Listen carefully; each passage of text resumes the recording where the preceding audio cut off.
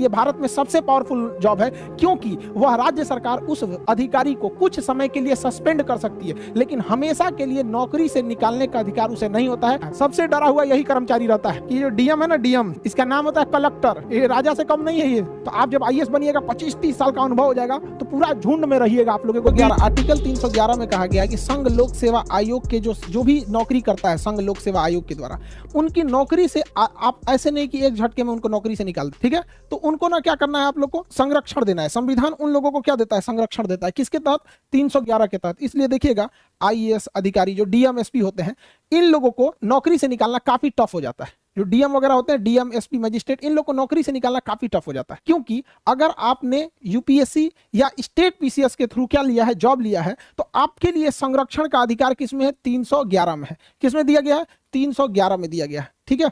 तो संघ लोक सेवा आयोग या फिर जो भी राज्य लोक सेवा आयोग है, इनके कर्मचारियों का संरक्षण आपसे पूछ चुका है कि संघ या राज्य लोक सेवा आयोग के कर्मचारियों का संरक्षण आर्टिकल संख्या कितना में दिया गया है, तो आर्टिकल संख्या 311 में दिया गया है। किसमें दिया गया, 311 में। अब हम चलते हैं 312, उसके बाद चलेंगे 315। देखिए 312 में क्या कहा है, तो इसको पहले समझते हैं। अखिल भारतीय सेवा क्या होती है। 3 टाइप की नौकरी को ध्यान से समझिए। ये 3 नौकरी, एक होती है अखिल भारतीय सेवा।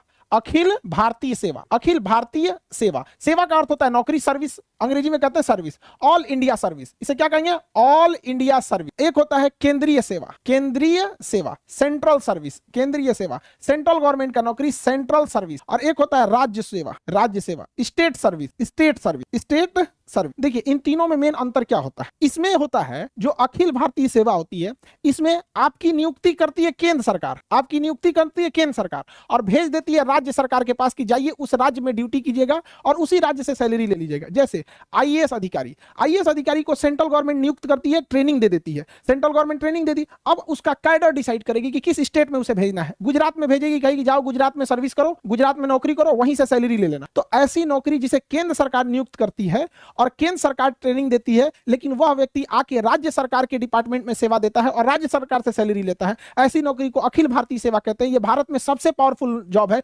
क्योंकि वह राज्य सरकार उस अधिकारी को कुछ समय के लिए सस्पेंड कर सकती है, लेकिन हमेशा के लिए नौकरी से निकालने का अधिकार उसे नहीं होता है, अर्थात बर्खास्त, यानी उसको टर्मिनेट नहीं कर सकती है। इतना पावर होता है। अखिल भारतीय सेवा में सैलरी राज्य सरकार देती है, लेकिन नियुक्ति कौन करती है, केंद्र सरकार। सबसे पावरफुल होता है। इसमें कौन कौन आएगा अखिल भारतीय सेवा में, तो देखिए ध्यान से। एक आता है इंडियन एडमिनिस्ट्रेटिव सर्विस, आईएएस अमूमन डीएम लिखता है, आईपीएस लिखता है, और इंडियन फॉरेस्ट सर्विस, भारतीय वन विभाग। इंडियन फॉरेस्ट सर्विस को रखा गया किसके, कब, 1966 में। क्यों, क्योंकि हमें उस समय आभास हो गया कि जंगलों की कटाई इतनी तेजी से चल रही है कि छोटे मोटे कर्मचारियों को वहां के ठेकेदार, विधायक उधायक डरा धमका मिला उला के कटवा लेते हैं सब पेड़ वगैरह। तो वहां आभास हुआ कि एक ऐसे अधिकारी की जरूरत है जो राज्य सरकार या लोकल लोगों से उतना न डरे।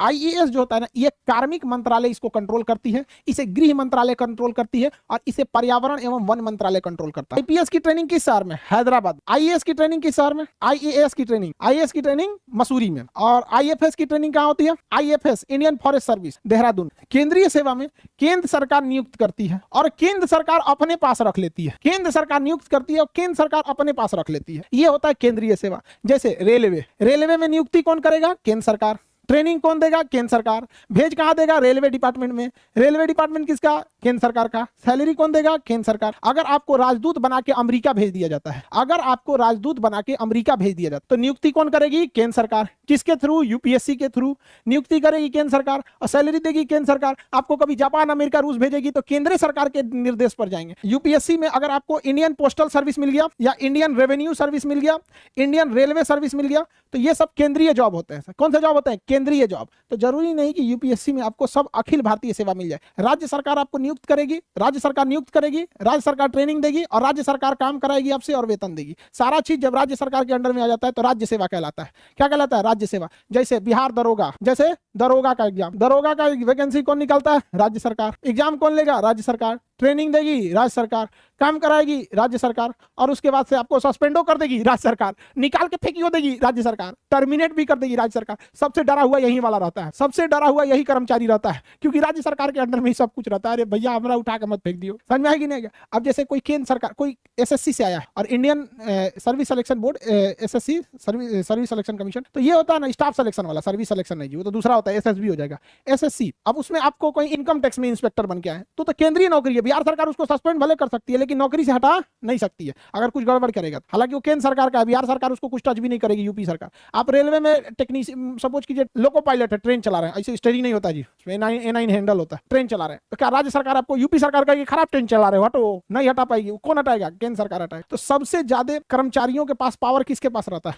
अखिल भारतीय सेवा के, और सबसे कम राज्य सरकार के पास। जैसे पुलिस हो गया, सरकारी स्कूल के टीचर देखिएगा पोलियो पिलाने के लिए भेज देता है, कभी कभी चुनाव में ड्यूटी लगा देता है, कहीं कहीं तो नहीं लगाए नहीं लोग चुनाव में ड्यूटी। डीएम पूरे जिले के चुनाव का अपना सबसे बड़ा अधिकारी होता है, डिस्ट्रिक्ट मजिस्ट्रेट सबसे बड़ा पावरफुल होता है। लोग कहते हैं कि पढ़ लिख के राजा बनोगे, तो उन बकलोलवन को बोलिएगा कि जो डीएम है ना, डीएम डिस्ट्रिक्ट मजिस्ट्रेट, ये राजा ही है, समझ गया? इसका नाम होता है कलेक्टर, टैक्स कलेक्ट करता है पूरे राज्य से, ये राजा से कम नहीं है, ये पूरा जिला इसी के अंडर में आता है। तो जो अगर बोलेगा कि पढ़ लिख के राजा बनोगे तो कहिएगा हाँ अभी नाम बदल गया, उसी का नाम है डीएम, और पुराना राजा हो जाएगा तो कमिश्नर, डायरेक्टर, फिर बड़ी ज्यादा जाएगा, additional secretary, joint secretary, secretary, chief secretary.